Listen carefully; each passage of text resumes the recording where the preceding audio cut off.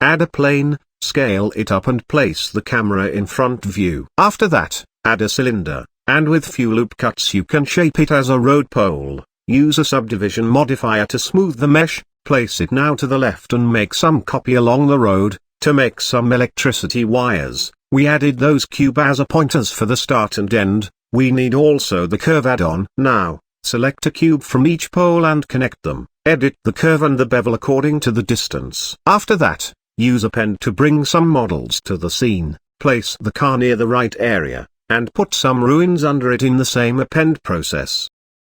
So take your time with it, and once you're done, make some copies along the road.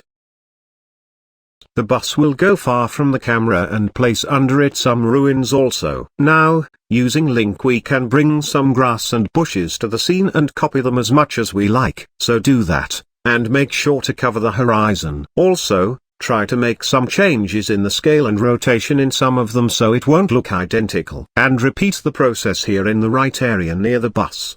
Again, link the second grass to the scene and repeat the process.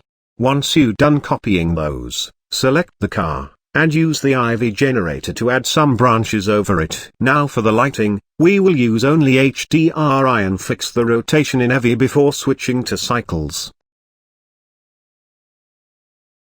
After that, isolate the road to add a material on it. I will use a library road material called Damage Road.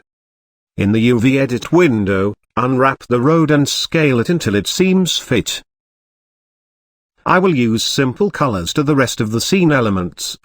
Add a new material to the road pole and make the color gray. In the wires material, darken the color a bit and make it reflective with the metallic and roughness values. I added a saturation node to the bus material and tuned the color a bit.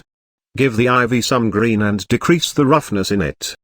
In the render settings, just make sure the background is transparent.